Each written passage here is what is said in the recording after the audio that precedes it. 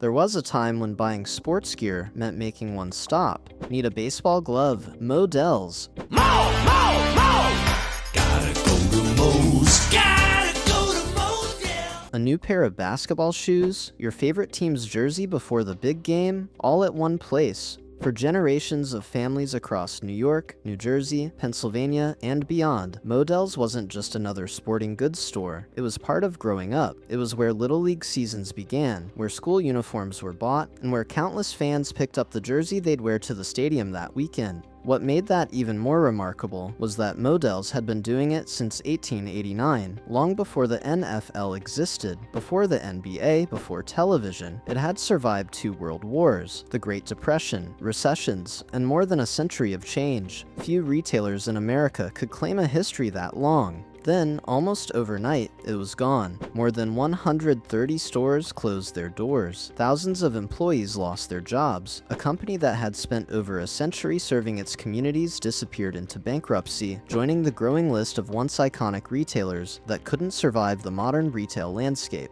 Most people assumed that was the end of the story, but it wasn't. Today, years after its collapse, Modell's is attempting something few bankrupt retailers ever get the chance to do: make a comeback. The question is, why now? And more importantly, can a brand born in the 19th century find a place in the age of Amazon and online shopping? I'm Ahmed, and this is the Money Archives, where every fortune tells a story. If you enjoy uncovering the business decisions behind the world's biggest companies, make sure to subscribe, and let me know in the comments which companies' rise, fall, or comeback should we uncover next. This is the story of how one of America's oldest sporting goods retailers lost everything, and why it believes its story isn't over just yet. To understand why Modell's is still remembered today, we have to go back more than 135 years. The year was 1889. America was in the middle of the Industrial Revolution. Cities were growing rapidly as millions of immigrants arrived in search of opportunity, and New York was becoming the economic center of the country. It was in the heart of Manhattan that a young entrepreneur named Morris A. Modell saw an opportunity. He opened a small sporting goods store with a simple idea: make quality athletic equipment affordable for everyday people.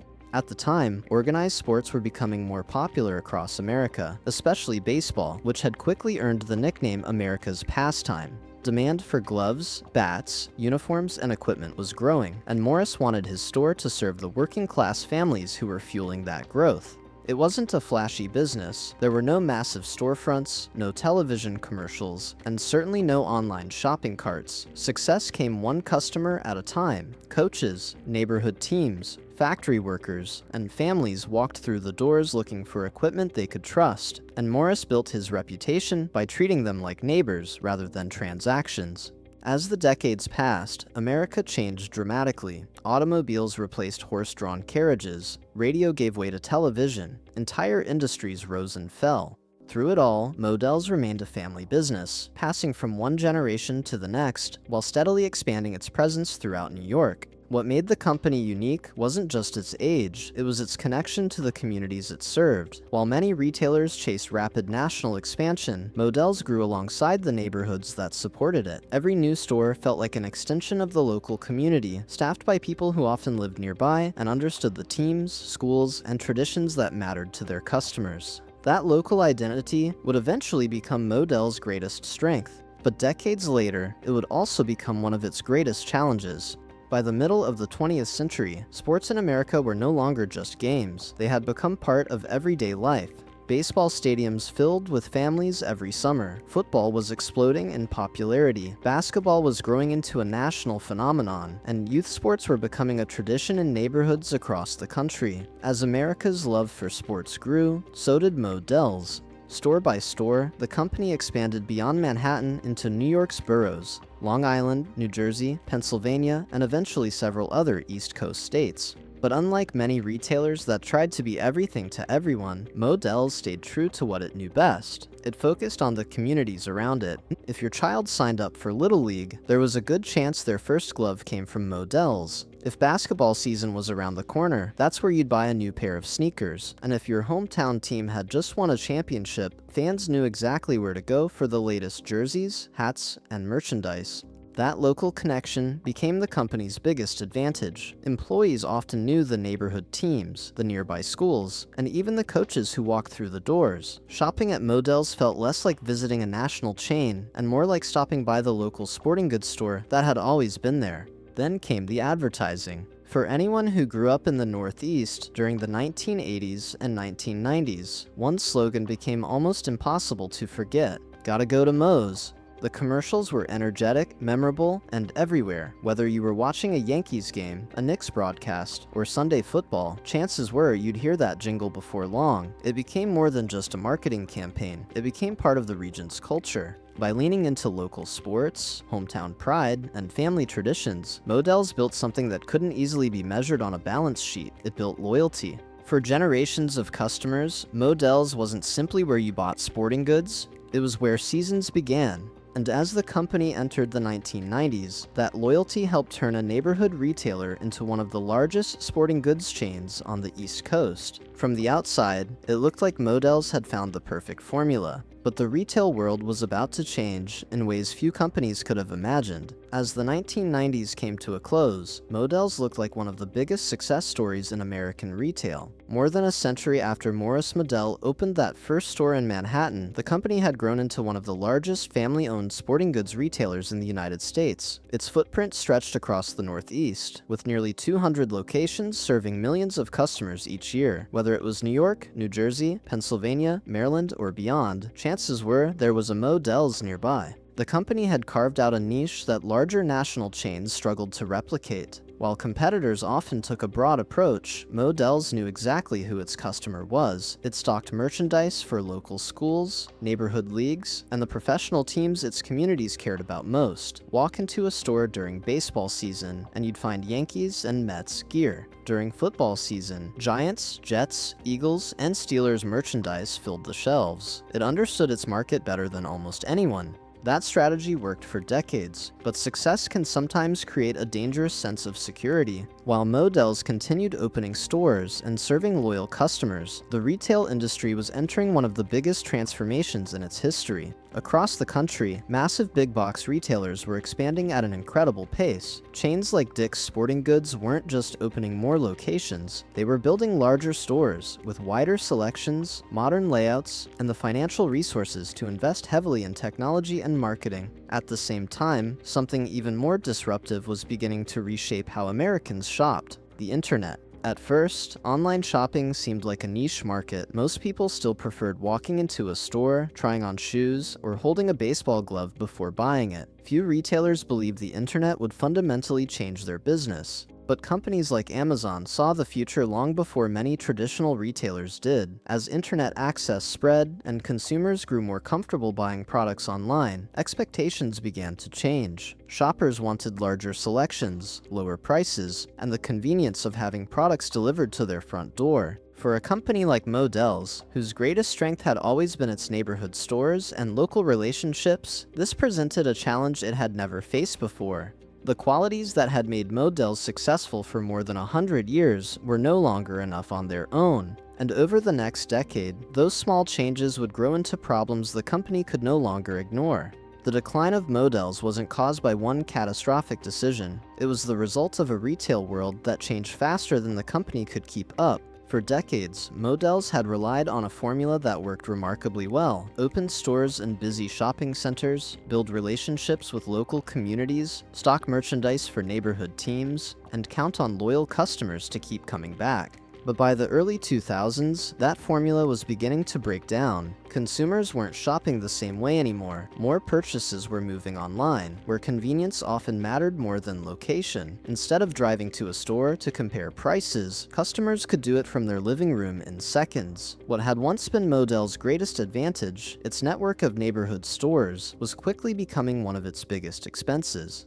Every location came with rent, utilities, payroll, and inventory costs. As online shopping grew, those costs became harder to justify. At the same time, the competition was becoming more aggressive than ever. Dick's Sporting Goods was expanding across the country, opening larger stores with broader selections and investing heavily in technology. Athletic brands like Nike and Adidas were also changing their strategy, opening their own stores and selling directly to consumers through their websites. That meant retailers like Modell's were no longer just competing with other sporting goods chains, they were competing with the very brands whose products filled their shelves. And then there was Amazon. What started as an online bookstore had become a retail powerhouse, conditioning consumers to expect endless selection, competitive prices, and fast shipping. Every year, more customers chose the convenience of clicking a button instead of visiting a store. Modell's tried to adapt. It launched an online store, refreshed its marketing, and continued expanding into new markets. But those efforts often felt like they were playing catch-up rather than setting the pace.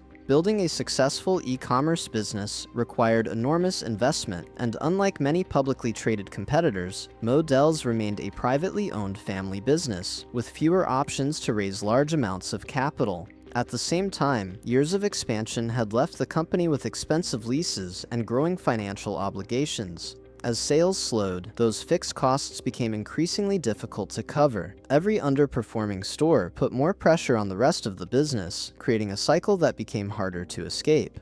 By the end of the 2000s and 10s, the warning signs were becoming impossible to ignore. Revenue was under pressure, competition was stronger than ever, and the retail landscape looked nothing like it had when Modell's built its reputation. Then came 2020. In March of that year, Modell's filed for Chapter 11 bankruptcy protection. The timing couldn't have been worse. The company entered bankruptcy just as COVID-19 was beginning to spread across the United States. Within weeks, sporting events were canceled, shopping malls emptied, and lockdowns forced retailers across the country to close their doors. Whatever chance Modell's had of reorganizing its business quickly disappeared. More than 130 stores were slated for liquidation. Thousands of employees lost their jobs. After more than 130 years and 5 generations of family ownership, one of America's oldest sporting goods retailers was gone. To many people, it looked like the final chapter. But what disappeared wasn't the brand, it was only the stores. When the liquidation sales ended, it felt like the end of an era. For generations of families, Modell's had been more than a sporting goods store. It was where kids got their first baseball glove, where parents shopped for back-to-school sports equipment, and where fans rushed to buy a jersey after a championship win. Now, those familiar storefronts were empty. Like so many retailers before it, Modell's became another reminder that history alone isn't enough to guarantee survival. A company can spend more than a century building trust, only to watch decades of momentum disappear in just a few years if it fails to keep pace with the changing market. But unlike many bankrupt retailers, the Modell's story didn't end there. The stores were gone, but the name still carried weight. For millions of people across the Northeast, the Modell's brand represented nostalgia, community, and memories that couldn't be erased by a bankruptcy filing. That recognition had value, and eventually, entrepreneurs saw an opportunity where others saw a finished story. Instead of rebuilding hundreds of expensive retail stores, the new vision was far more focused. Revive the brand through e-commerce, strategic partnerships, and a limited physical presence. It was a dramatically different business model from the one that had defined Modell's for more than a century. Whether that strategy succeeds is still an open question. The retail landscape is more competitive than ever. Consumers have countless options, from Amazon to direct-to-consumer brands, and loyalty is much harder to earn than it was decades ago. A familiar name can open the door, but it can't guarantee customers will walk through it. Maybe Modell's comeback will become one of retail's greatest second acts, or maybe it will prove that some brands belong to a different era. Either way, its story offers a lesson that extends far beyond sporting goods. For more than 130 years, Modell's grew by understanding its communities better than almost anyone else. But when technology reshaped how people shopped, that local advantage slowly faded. The company didn't disappear because people stopped loving sports. It disappeared because the business of selling sports changed. And perhaps that's the biggest lesson of all. The companies that survive the longest aren't always the ones with the richest history. They're the ones willing to reinvent themselves before they have to. Thank you for watching the Money Archives. If you enjoyed this story, be sure to subscribe for more deep dives into the rise, fall, and comeback of the world's most fascinating businesses. And let me know in the comments, Which company should we uncover next?